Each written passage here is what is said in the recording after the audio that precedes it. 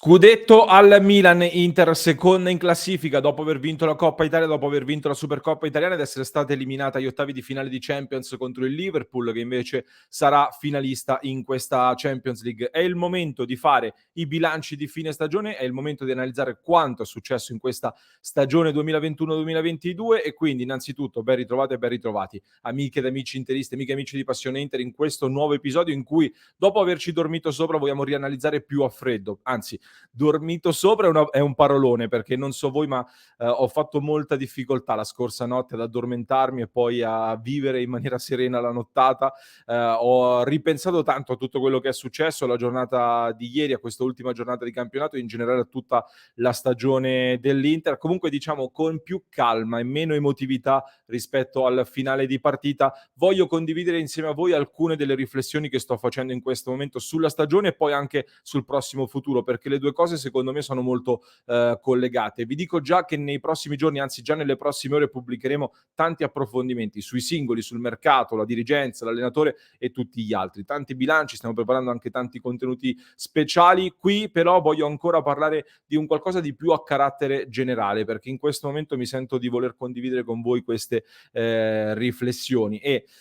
subito dopo la partita, lo avete visto sicuramente, lo avete sentito nel contenuto che abbiamo pubblicato io e Simone insieme, eravamo visibilmente tristi e anche un po' provati da questo finale, perché comunque noi ci abbiamo creduto tanto e veramente fino all'ultimo in questa stagione. È stata una stagione molto importante, molto pesante anche dal punto di vista del carico emotivo e di quello che ci abbiamo messo anche noi come Passione Inter, oltre ovviamente all'Inter. E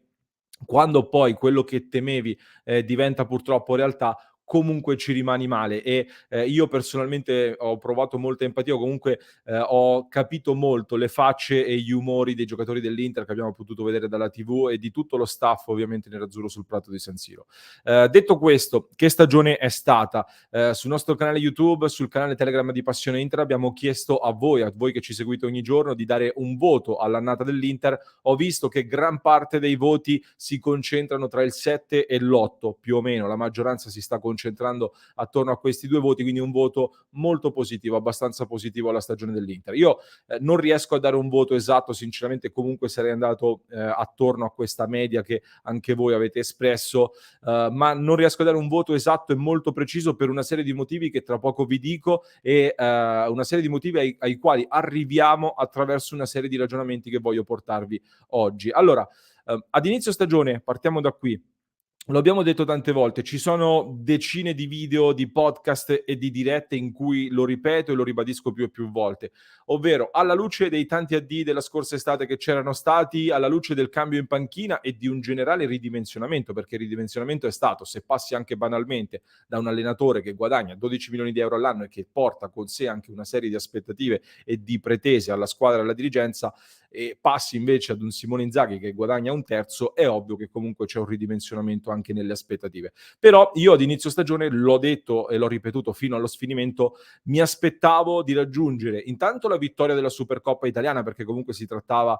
di una gara in partita secca, un trofeo in partita secca e quindi si doveva cercare di vincerlo. Poi arrivare agli ottavi di finale di Champions e magari con un pizzico di fortuna che non abbiamo avuto nemmeno in questo caso, pescare nei sorteggi una squadra abbordabile e puntare anche ai quarti di finale e raggiungere poi la finale di Coppa Italia, dove invece ci eravamo fermati fino al massimo alla semifinale, e in campionato infine arrivare, l'ho sempre detto e ho ripetuto spesso questa espressione, arrivare al fischio iniziale dell'ultima partita del campionato con ancora la possibilità aritmetica di vincere lo scudetto. Quello che mi aspettavo ad inizio stagione quindi lo abbiamo ottenuto con l'aggiunta anzi della Coppa Italia, che è stato un plus, visto che io pensavo più che altro intanto raggiungere la finale sarebbe stato un passo importante in avanti. Comunque, sulla base di questo, di quello che mi aspettavo ad inizio stagione, quindi dovrei essere soddisfatto per come è andata la stagione, considerando poi che nonostante il ridimensionamento e anche le previsioni di tanti, perché ad inizio stagione in tanti ci mettevano sicuramente un passo indietro rispetto allo scudetto, per non dire anche ancora più in basso, comunque l'Inter chiude con 84 punti conquistati in campionato, che sono 7 in meno rispetto all'anno scorso, se ci limitiamo solo quindi a considerare la Serie A, senza considerare il cammino nelle altre competizioni, ma 84 punti sono anche un punteggio che nelle precedenti 2 stagioni avrebbero comunque portato lo scudetto, perché l'anno scorso il Milan è arrivato secondo con 79 punti e 2 stagioni fa la Juventus è vero che nelle ultime 2 giornate aveva un po' mollato, ma aveva chiuso l'annata con 83 punti. Quindi con gli 84 punti di oggi l'Inter avrebbe vinto anche i precedenti 2 scudetti. L'anomalia, quindi, se così vogliamo dire, sono magari gli 86 punti del Milan, che è andato sopra questa quota che nei precedenti 2 campionati avrebbe lo stesso portato lo scudetto, e un Milan che quindi è stato bravo a tirare fuori il meglio dalla stagione, andando secondo me oltre quello che è il loro potenziale. A tal proposito condivido, per chi ci sta seguendo in video, anche una grafica che ci hanno girato nel club di Passione Inter con la classifica degli expected points, cioè quanti punti ci si aspettava che facessero le singole squadre basandosi su quello che è stato il rendimento in tutte le partite. Quindi quanti punti avrebbe dovuto raccogliere l'Inter, il Milan e tutte le altre sulla base di quello che hanno espresso in campo. Ecco, la classifica secondo gli expected points di quest'anno avrebbe visto l'Inter vincente dello scudetto con 80 punti conquistati e 7 di vantaggio sul Milan e 8 sul Napoli. Invece, come abbiamo visto, è finita diversamente. Questo secondo me la dice tra l'altro lunga anche sul falso mito della squadra più continua, perché il Milan ha fatto un finale in grande crescendo, da gennaio in poi praticamente non ha più sbagliato, ha fatto i suoi punti meritandoli e anche con un pizzico di fortuna, perché ha trovato degli avversari piuttosto leggeri nelle ultime giornate di campionato, dal Sassuolo, la Fiorentina, la Lazio e non solo. Però ci sono stati tanti momenti della stagione, come tra novembre, dicembre e anche inizio gennaio, in cui il Milan ha perso anche tanti punti, quindi erano a più 7 dopo le prime 10 giornate, se non vado errato, erano scesi poi fino al virtuale meno 10 nel primo tempo del derby, e quindi anche loro non sono stati estremamente continui in tutto l'arco della stagione, però hanno raccolto più punti nel loro momento peggiore, questo sì, e questo poi ha fatto la differenza. Questo anche per un po' rimettere il giusto peso, secondo me, ai vari momenti della stagione, e ridare il giusto peso anche al passo falso col Bologna, che chiaramente prenderà la copertina, perché è la partita che l'Inter ha sbagliato quando aveva l'opportunità di riportarsi avanti, ma è anche l'unico neo in un finale di stagione dove l'Inter è stata praticamente perfetta. Quindi io non darei le colpe della sconfitta dell'Inter, dello scudetto non vinto, alla partita di Bologna, e a maggior ragione non le darei soltanto a Radu. Ecco, ma su questo ci torniamo. Detto questo, è inevitabile che oggi il nostro giudizio sulla stagione dell'Inter sia ritoccato un po' verso il basso, per i modi in cui siamo arrivati poi a raggiungere quello che mi aspettavo di raggiungere ad inizio stagione. Perché purtroppo capisco, e anche in me c'è un po' la sensazione di aver buttato via questo scudetto, per come c'eravamo messi e per come si era messa la stagione. Secondo me le cose che hanno influito sono veramente tanti, i fattori sono tantissimi e non si può ridurre, quindi, come dicevo, ad un solo colpevole o ad un solo motivo che ha scatenato poi la vittoria del Milan e la non vittoria dell'Inter. Partiamo sicuramente, un primo motivo, dalle scelte di mercato che si sono state fatte, sia in estate che poi soprattutto a gennaio. Io non nascondo che a gennaio avevo dato un voto positivo al mercato dell'Inter, ma perché? Perché avevo sempre detto: io mi fido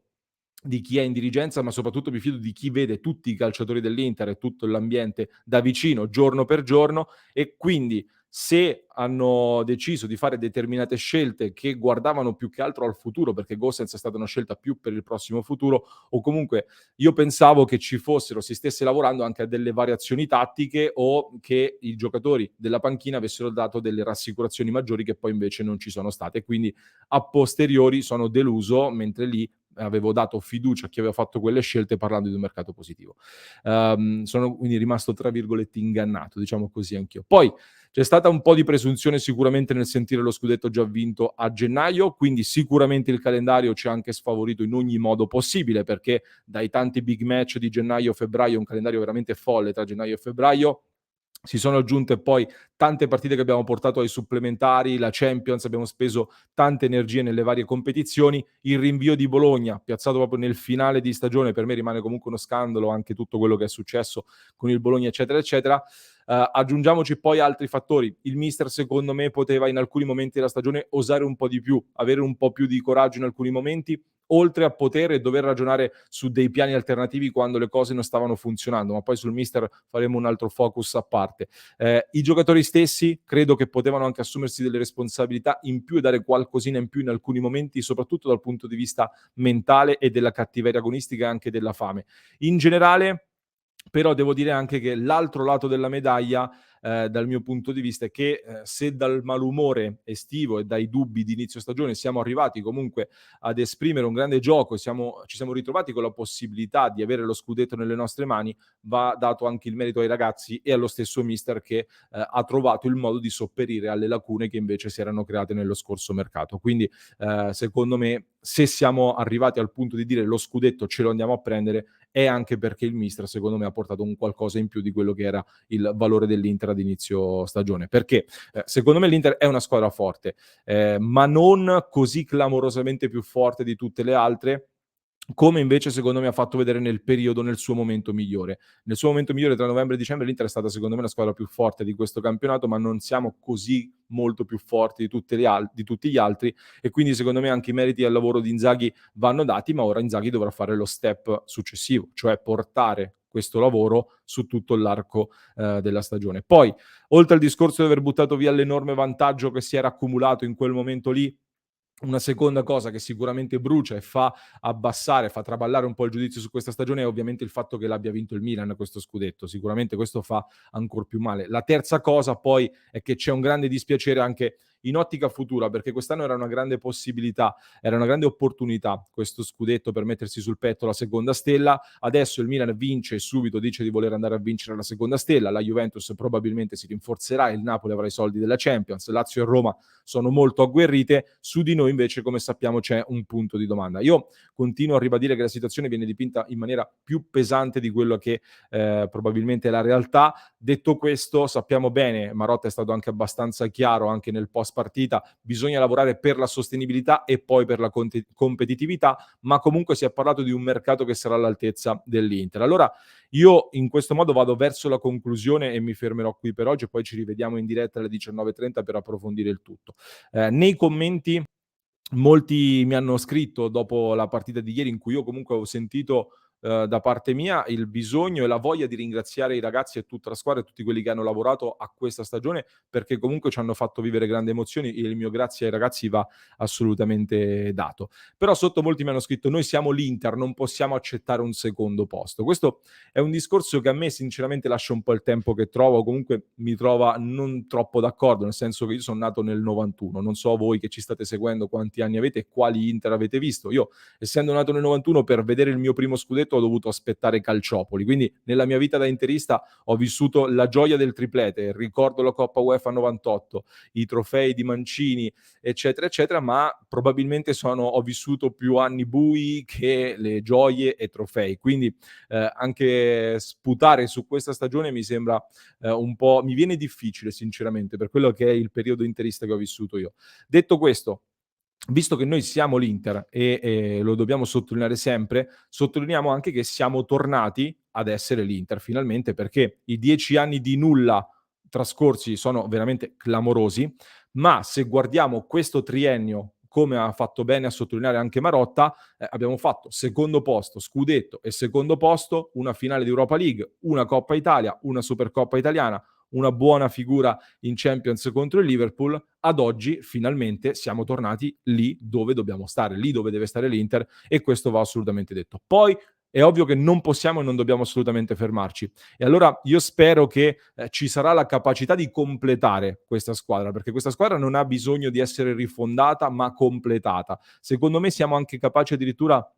di sopperire alla possibile partenza di un big, a patto però che si azzecchino poi gli acquisti per allungare la profondità della rosa. E questa volta poi c'è anche più tempo per programmare, quindi anche alla dirigenza chiedo di fare di meglio. Spero poi che il mister, come dicevo, abbia imparato dai suoi errori e capito anche cosa significhi gestire l'Inter, e che avrà la possibilità di imporsi avendo in pieno il controllo della squadra, cosa che al primo anno non era sicuramente semplice fare. Spero che i calciatori e tutto il mondo Inter, quindi anche i tifosi e tutti noi, saremo in grado di trasformare la rabbia di oggi, la delusione di oggi, in voglia di andare a vincere e di rispondere anche ai milanisti che in questo momento stanno esultando e festeggiando in maniera piuttosto dubbia.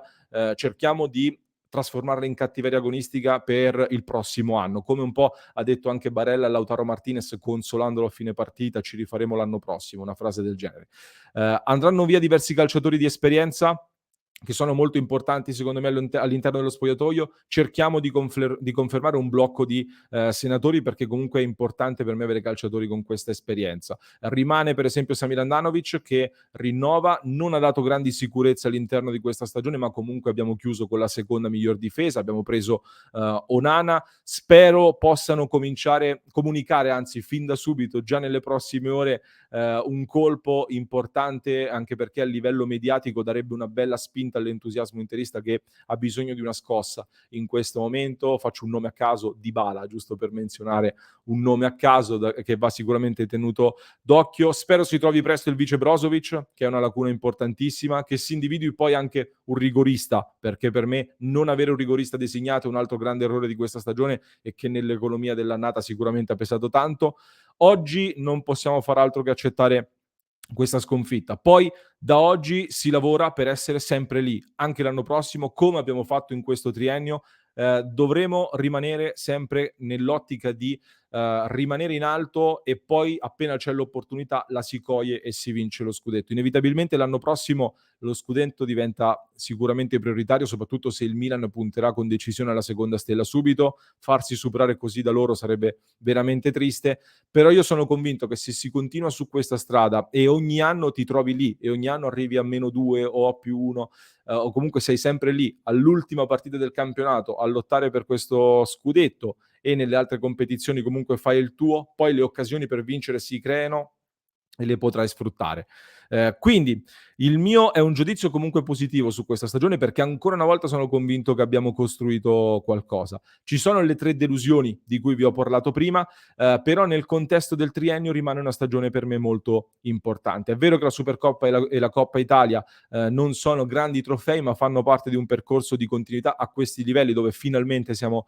tornati, e sono comunque una piccola consolazione che va tenuta in considerazione in questo momento. Anche a livello economico, banalmente, i risultati di quest'anno portano qualcosina in più rispetto al solo scudetto, ma è ovvio che questo ai tifosi non possa e non debba interessare da questo punto di vista. Fatemi sapere che cosa ne pensate anche voi, se siete d'accordo con tutto il mio ragionamento. Se mi avete seguito fino a qui, fatemelo sapere con l'emoji, facciamo, della bandiera italiana, visto che abbiamo parlato dello scudetto, Coppa Italia e del bilancio stagionale ovviamente. Per chi mi ha seguito poi fino a questo punto e per chi ci sta seguendo su YouTube, vi lascio qui al lato un video con la nostra reazione a caldo, la mia e di Simone, al post partita. Lo trovate qui, vi basta cliccare qui su questo video per vedere come abbiamo commentato a caldo la partita. Io vi ringrazio per avermi seguito, ci rivediamo in diretta come ogni giorno alle 19:30, e seguiteci perché nei prossimi giorni vi porteremo tante nuove sorprese.